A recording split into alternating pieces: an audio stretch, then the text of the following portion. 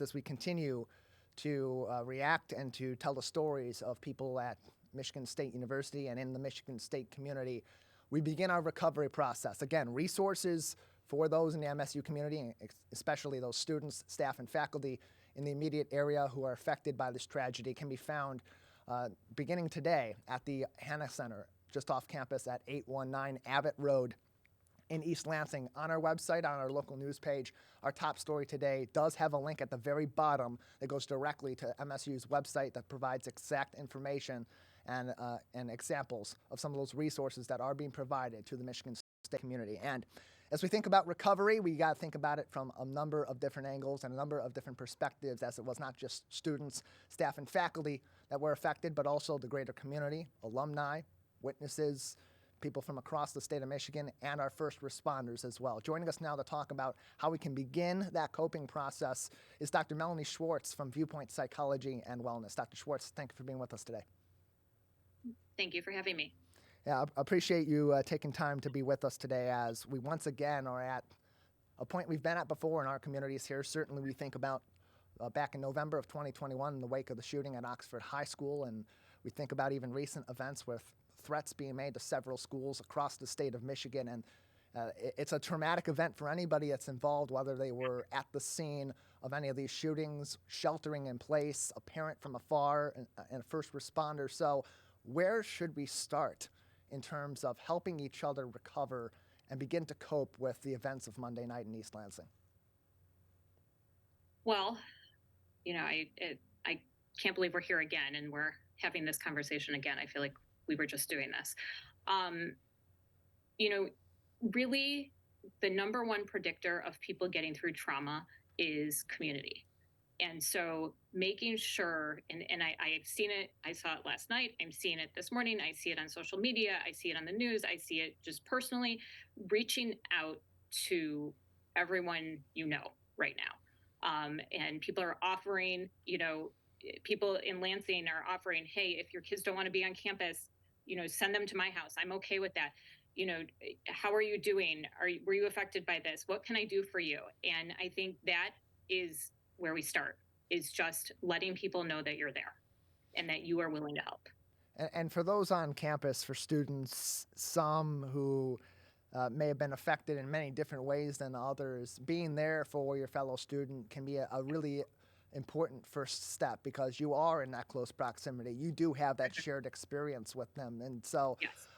But it's also important for those students too to focus on their own recovery and their own coping in this situation too, because everyone's going to be affected in a different 100. way. So for those students that want to help each other but are also going to be coping themselves, what is your advice for them on how they can manage both simultaneously, or if they should be managing both simultaneously? They 100% should be talking to someone right now.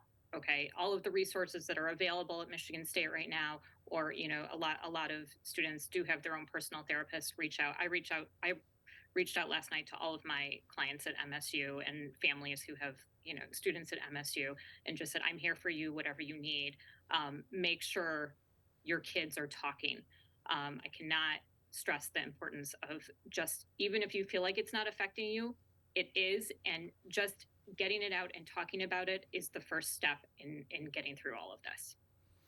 And then from a parent's perspective too, their kids were at various parts of the campus last night during the events of the shooting, from the initial shootings at Berkey Hall and at the MSU Union to throughout the reports of shootings at various places across campus, real or not, in those moments, and especially given the lockdown of the campus and all that went on last night, parents also are going to be heavily involved in this recovery too, and they need their own recovery. So for parents, what is your advice on where they should start, both in coping with their child being in harm's way potentially last night, but also helping them provide whatever resources they need or support that their kids may need to work through this step by step? Well, I think number one, parents are going to need to talk just as much as the kids are. I mean, it was traumatic for the parents. I mean, going through it, because they didn't know if their kids were safe, or not knowing what was happening. Obviously everybody was holding on to whatever information they could get, but there was so much information going on, some true, some not, that, that increased the stress of everybody. So I think it's important for the parents also to have their community to do some research online or with the schools or with their own resources to learn how to work with their kids who have now endured a trauma. So they need to help themselves. They also need to help their kids and be strong for their kids. Their kids are resilient. They will get through this, but it's going to be a process. And as long as they're on top of it and they are proactive about it, then everyone will get through this the way that they need to. Peter Sagal from NPR's Wait, Wait, Don't Tell Me had a really interesting tweet that caught my eye last night. It was, quote, just sent a text to a friend in East Lansing where there's an active shooter saying, are you safe? And realized she did the same thing for me when it happened in my town in July. And you think about that from a local perspective, too. Many students that were at Oxford High School in November of 2021 are now students at Michigan State. We heard stories last night of a couple of students who spoke with local news outlets from Detroit and from the Lansing area as well, who had just started at MSU in January at the beginning of the second semester of the regular proper school year, and once again are thrust back into that situation. So from a professional perspective, what is if there's a protocol or if there's a certain way that you go about addressing that from someone that already has this sort of traumatic experience and has been in recovery for that for almost 2 years at this point, a little over a year and a half at this point, and now is in a similar situation at a place where they're separated from where they were previously at the first incident? Mm-hmm. I mean, unfortunately, we have zero control over the things that happen around us. Yeah. And hopefully in treatment and recovery of what they've already been working on, they've learned that things may happen. I mean, obviously it's a 1 in a billion chance that someone's going to endure this more than once in their lifetime. But it has happened now. And hopefully they're already in treatment, continuing in treatment, and this will just be the next step of their recovery to work on this. But this is the time for those communities and those families to really, be around those students and really keep watch over them and do what they need to do to make sure that the recovery for those students who have unfortunately had to go through this more than once continue to work on on their traumas and how to get through it. And these situations too, we'd be remiss if we don't also think about those that responded to this tragedy. Mm-hmm. Certainly the police officers and the EMS that were on site from Michigan State University Police and Public Safety, as well as from local EMS, but also from departments that were in the immediate area and surrounding areas. I think about even my cousin who works for Livingston County EMS was also and lives in the Lansing area, was also called in to respond to this. You work with law enforcement on mental health matters and providing counseling to police officers in West Bloomfield. Speak to us about counseling for these individuals who see these sort of situations all the time. It's unfortunately in some cases par for the course in their career field, but that doesn't make that any easier each time it happens for them. They do look at it a little differently than we do.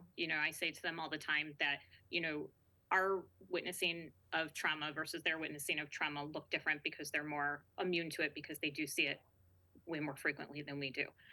However, I do educate them on the importance of how it does impact them and the importance of being able to work through it. I'm hoping that the different departments that were involved last night do have their own crisis intervention that they have brought into place to work through what they went through last night. That's what crisis intervention stress management was developed for, was for that type of situation where the departments, or even for MSU now, the students will also go through crisis intervention stress management interventions right now to manage the initial crisis outcome of what's going on with them. So I'm hoping that the departments do that. Most of them are trained in it. A lot of the departments also have peer support teams to help with that as well. So that's my guess is what will happen. And then, the kind of state of the departments is changing a little bit, and many more of the police officers or first responders are reaching out for therapy services at this point as well. And so hopefully they will work with their therapist on it as well. We're joined by Dr. Melanie Schwartz on today's edition of the Megacast. She is a licensed clinical psychologist with Viewpoint Psychology and Wellness, and also works very closely with the West Bloomfield Police Department, providing counseling services to local law enforcement and first responders in the West Bloomfield community. And Dr. Schwartz, just to go back to the general sense of counseling and addressing these sorts of situations for people across the board, it is so complicated because trauma affects people in a number of different ways. It hits people differently based on proximity, based on their past experiences, based on their natural fight or flight responses, and so many other factors. So for mental health professionals like yourself, what are you considering? What are you looking for? What are you putting together as you're planning to help individuals who have been a witness to a tragedy like this, who have been a victim of a tragedy like this, who are connected to someone who's been unfortunately involved in such a tragedy, to help them through a variety of different outcomes that can come from something like this? Unfortunately, I feel like, at least Viewpoint, and I know probably across the board, we have all had to become trauma therapists over the last couple of years. And so we have really worked on specializing and working on our training in trauma and grief because of these repeated incidents that continue to happen, and the more and more clients that do come in who are dealing with trauma and grief. So I would say that unfortunately it's become the norm for us in how we treat our clients, is because that's what we're dealing with. That's who's walking in the door. That's what we're seeing in the country, in the community. And so we use our skills and our interventions that we've learned and that, we work with on a daily basis at this point. And in terms of how this trauma may manifest, there's a number of different ways. Again, it goes back to just the many factors that go into how trauma affects one person versus another. But for those that may suffer in silence, which happens very often, whether it's in a traumatic situation like this or another mental health ailment that someone may be suffering from over time, what should people be looking out for those that may be suffering in silence here and may show some signs, some quieter signs of a traumatic effect from this event? Okay, well, it can really be anything, unfortunately. I mean, we could see anxiety. You can see somebody, having increased fears, not sleeping well, having nightmares, having flashbacks, which are just moments that kind of flash in front of you of the experience where you feel like you're in it. Um, you know, uh, Quicker heightened reaction to things, more irritability, avoidance of different situations. You might start to see some depression symptoms where people are isolating from things, they're losing interest, their mood has changed, they're more sad, they're more quiet.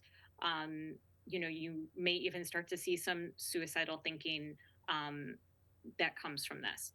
Change in appetite, change in just overall behavior or just patterns. So it's hard to kind of limit it to a small set of symptoms because it could be pretty much anything that you could see. It's just, if you are noticing anything different in, friends, family, please, take the initiative to reach out to a professional who can help navigate this and figure out what's going on.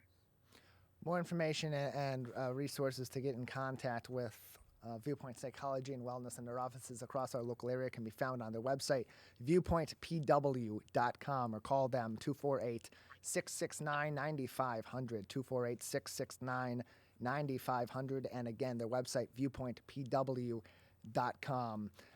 In terms of going back also to the law enforcement side of things, what should departments be doing to check in on those that may have been responding, whether it's police, fire, EMS, regardless? Not every department necessarily has those counseling resources right on hand or regularly in use in their particular department, but in that case that they don't, and they want to check in on these professionals that did respond and did provide such a swift and ultimately successful response. and neutralizing the situation. How should they be going about that? What should they be looking for?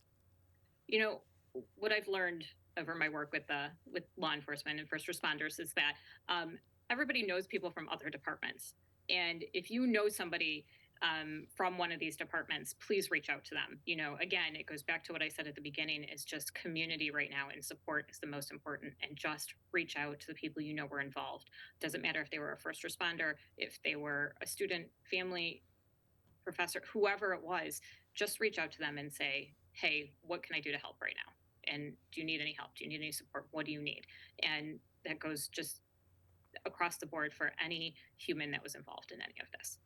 Dr. Schwartz, thank you so much for joining us today to talk about this unfortunate situation and all the really complicated issues that go into just responding to this on a basic level and helping people in the initial phases, but also as this goes on, because a trauma on one day isn't a trauma on one day at all. Any lasting thoughts or advice that you'd like to give to our audience, to those in the MSU community and those connected to it, those that have witnessed through the news or from on site, about what happened in East Lansing on Monday and how they can recover? I think, I said it across our interview today, just talk. Okay. Just make sure you're talking about it, making sure that you're using self-care with yourself, whatever that looks like. If, students need to leave campus right now and go home for a while, go home.